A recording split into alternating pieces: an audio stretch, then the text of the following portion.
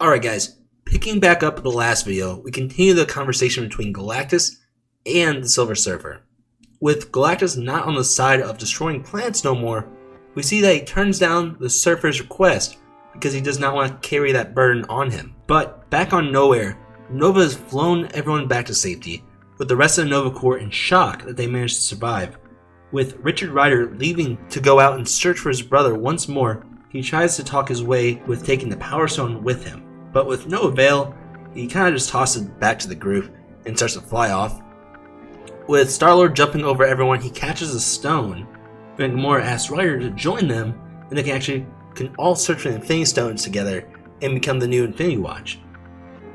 And Rider kind of just jokes it off and flies away, and I think it was kind of perfect the way he set it up. It was like, oh, when you get them all, just give me let's go back to time to this point, and then we'll start off the Infinity Watch. And I love that part, to be honest. But from here, we see that Gamora is furious, and for taking this so lightly, and in all honesty, with this desperation for stones, it just seems out of character for her. Even Rocket points that out, that she's starting to sound like Thanos. When an argument breaks out about who should carry the stone between the Guardians and the Nova Corps, Drax ends up taking it and walking off. In Peter's head, he hears a voice calling to him, so he ends up flying over. To get closer, we see that Cosmo, the space dog, escorts him to the Collector and also the Grand Master. In the background, we do notice another Infinity Stone, the Reality Stone to be exact, and when the Collector throws it over to Star-Lord, a portal ends up opening, and what comes forward is Phyla Lavelle, but in it from a different universe. She states that after the universe was reordered, that the Reality Stone from each universe was hidden in a neighboring reality for unknown reasons. With Star-Lord handing the stone over to Moondragon ends up walking up from the alternate reality, scanning their minds for an unknown character that we've never heard of in all of Marvel Comics, named Requiem.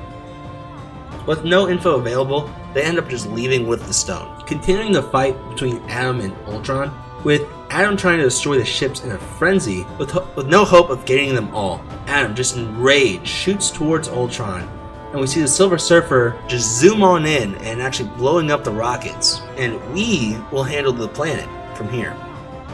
And when Ultron asks, we, from the clouds the Lifebringer Galactus descends. Ultron ends up calling this bluff and states that he has info on the Guardian's fake Galactus mech, but finding out he's actually going against the real deal. Ultron tries to flee once he realizes this, and Galactus just sheds the gold from his body, now circling back to his old ways. As Ultron pulls out the Soul Gem, Atom ends up shooting a beam, severing his hand, releasing the stone. With the Surfer snagging the stone, Atom and the Silver Surfer attempt to kill him. When the planet detonates though, Ultron snags onto a piece of rubble, escaping death. With the Surfer handing over the stone, we see a deal that between Galactus and the Silver Surfer has struck was, once again, the Silver Surfer will be the Herald of Galactus. So it kind of resets. We're seeing everything kind of reset back to normal. Now going back into the Soul World, the original Hank Pym is searching actually for a way out by using scraps from the land. Finding a way to contact the outside world, we end up seeing a portal opening up. And what we see, what Hank sees actually, is all his friends and family, and finally having to escape this cruel reality. But that's what he thinks he's seeing. But what actually has happened is that he's seeing hallucinations due to these bizarre creatures, and he ends up getting eaten by those creatures. But cutting over to New York, we do see Doctor Strange in his sanctum when Black Widow actually teleports in, signaling Strange not to talk, but shows a card saying someone is listening through them. Taking the hint, Doctor Strange traces it back to Turk, the current owner of the Mind Stone. With Turk's immediate action is wiping Strange's mind. Knowing what was coming, Strange sets up a barrier so he could not be affected. In response, Turk takes 3 people and sets them on top of the building, ready for them to jump off the edge. And once they do, with split-second thinking, Strange saves the 3 people.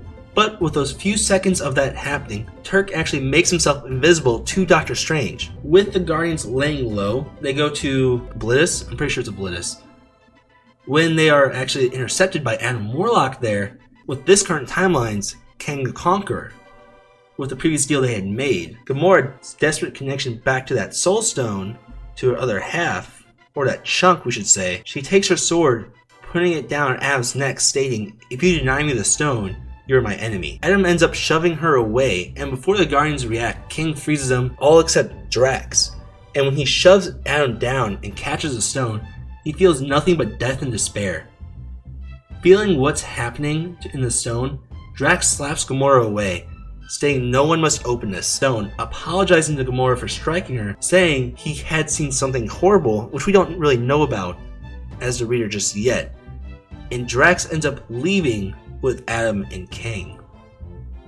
So, with Gamora's response to find where they are hiding, Peter, Rocket, and Groot all disagree on the idea. We see Gamora kind of laughing and what seems to be like she's kind of having a mental breakdown.